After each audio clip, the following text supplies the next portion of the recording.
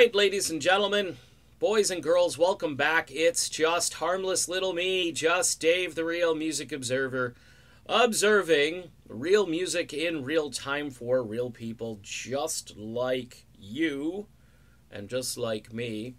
Herbie Herbert, of all people, ends up showing up for the Journey Through Time concert.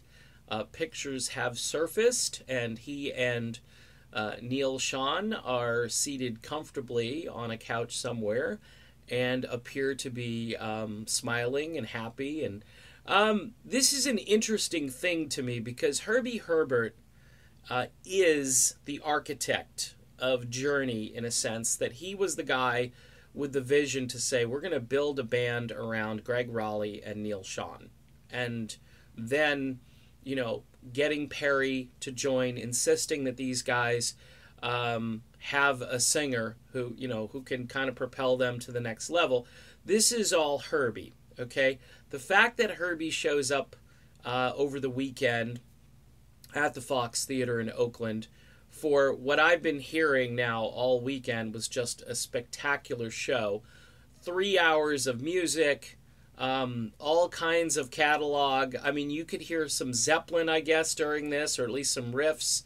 I don't know if any Santana was breached. It could have been with Greg Raleigh manning the keyboards. And, you know, and that's another cool thing. You could hear Black Magic Woman at any moment, or Evil Ways, or, you know, anything that Greg touched over there with the Santana brand.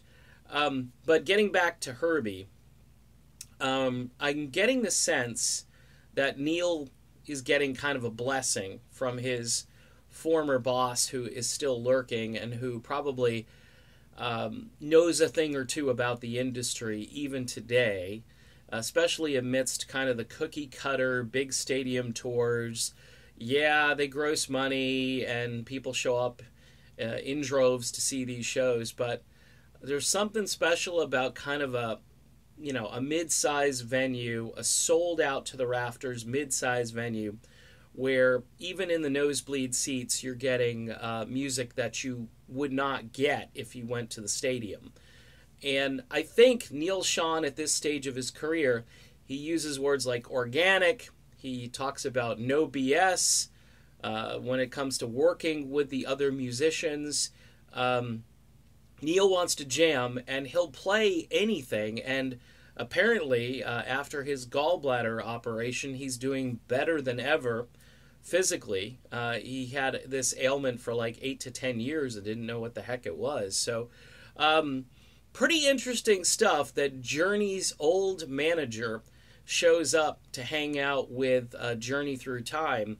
Could this be the next phase of Journey? You know, I've been speculating about this for a long time and getting a lot of crap for it, but I think it would be the perfect evolution for Journey to have this lineup be the band. And, you know, I don't know who owns what as far as the rights to naming this group, but I think it would probably fly if a majority of the people involved signed off on it and then move forward. I think that's why you're seeing a little bit of the, hey, Journey official over here, hey, we got this concert, you know, this one back a couple of years ago that we're releasing. Yeah, great, but Journey Through Time, I'm sorry, is blowing that all away. We've seen that whole scenario now for well over a decade, and it's good stuff. And it's classic stuff, but it's very predictable. And what's great about Neil Schon and this new band is it's completely unpredictable, fluent, changes from show to show. And I think if you're in the front couple of rows and you started yelling out songs, I have a feeling they might play one or two of those songs.